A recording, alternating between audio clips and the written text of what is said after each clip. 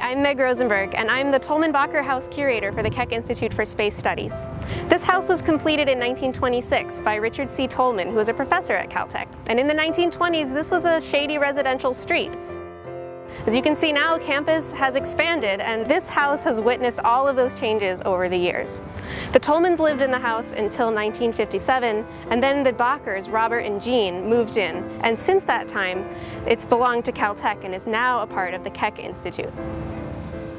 So when I first heard about this project, it was very exciting because I've always wondered what was in this house. I've been on campus for several years and I never knew. So I always think maybe other people are wondering too. And it's interesting to look back through the history of when it was a residence and then when it was offices, and kind of to move through all of the stages of its existence here on campus and off campus. I'm standing now in the oldest part of the house, which was completed in 1926. And this is the house that Richard C. Tolman commissioned when he arrived at Caltech to take up his faculty appointment in 1922. So he met Ruth Sherman a couple years later, and they got married in 1924 and moved into this house. And this is the living room, and you can kind of get a sense as soon as you step in the door of that Spanish Revival, rustic simplicity that Tolman was going for when he commissioned this house in the first place.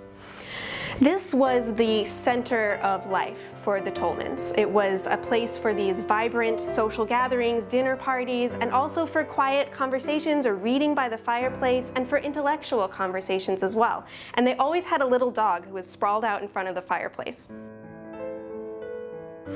So Richard C. Tolman lived here until he passed away in 1948, and then after that his wife Ruth Tolman, who was herself a distinguished psychologist, lived here until 1957. When she passed away, the house passed to the Bachers, Robert and Jean, and the reason that that happened is because the Tolmans and Bachers had become very good friends. Partly that goes back all the way to the Second World War, when Richard Tolman and Robert Bacher worked together very closely on the Manhattan Project, and then later on the Atomic Energy Commission. But also, once Robert Bacher agreed to come to Caltech, he became the chairman of the Division of Physics, Mathematics, and Astronomy in 1949. He and his wife Jean arrived here, and they didn't have a place to live, and they actually stayed in this house with Ruth Tolman until they could find a house to rent. And that was the start of a very close friendship between Ruth Tolman and the Bachers. So when she passed away in 1957, the Bachers moved in here, and they lived here very happily until 1988, and that's when Caltech purchased the property. And you can tell from then until now, 345 South Michigan, which was once this very quiet, residential, shady, peaceful street, is now right in the middle of this expanding campus, the northern part of Caltech. So that's a lot for one little house to witness. We've been putting together these displays for the bookshelves in this room and also for the study at the other end of the house. And the goal with this project has been to select different items from the lives of the Tolmans, of the Bachers, and also the surroundings at Caltech to give visitors a sense of what it would have been like to live in this house, to work at Caltech, what it would have been like to be here at different points of time in the house's history.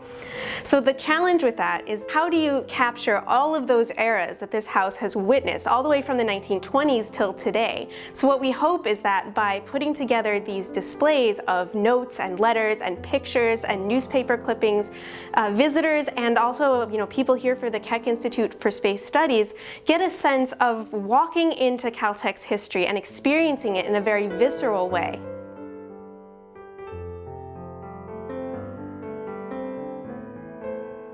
So this was the study that Tolman had built in 1936, which was 10 years after the original house. And the architect Gordon B. Kaufman had just finished the Athenaeum and the South Undergrad houses when Tolman commissioned him to build this addition. And this is now the Black Hole Conference Room for KISS. So there's actually a funny story about this study. When Tolman decided that he wanted to build this addition, there wasn't enough room in his original plot of land for something of this size. But that didn't stop him. So what he did was he waited for his next door neighbor, who was another Caltech professor, Paul S. Epstein, to move. And he purchased Epstein's house and his property and the land next to that. And he picked up the house and had it moved 50 feet to the south to make room for this study. And I've heard it called affectionately Tolman's folly, because he went to such great lengths to have the study built. So when I first arrived on campus as a new graduate student, I looked around and I guess I had the impression, or I just didn't really think about it very much, that the buildings on campus were as they are and they hadn't changed over time very much. But now that I've been delving into the lives of the people that lived in this house and how the campus has changed around it over time, I've really come to this sense of how much has changed since the house was built, since Caltech moved to this spot in Pasadena, and I see it everywhere now. Everywhere I go on campus, I have these questions now about what was here before, or when did this change, or when was that building put up. So it's kind of a funny thing, a consequence of having worked on this project that now has affected my daily life, but I think it's really fun. So one of the aspects of this project that I really enjoy, and really all historical work, is going to the archives. So what that means is that when a Caltech professor, for example, donates his papers to the archives, they get cataloged, their little descriptions get written up of them, and they're all put in folders and boxes and organized. And as a researcher, you can visit those records and look through them and sort of get a sense for what kinds of things did they save, or what were they thinking at the time, or what was it like to live where they lived and to do the kinds of things that they would have done, like the job at Caltech, what would have that been like?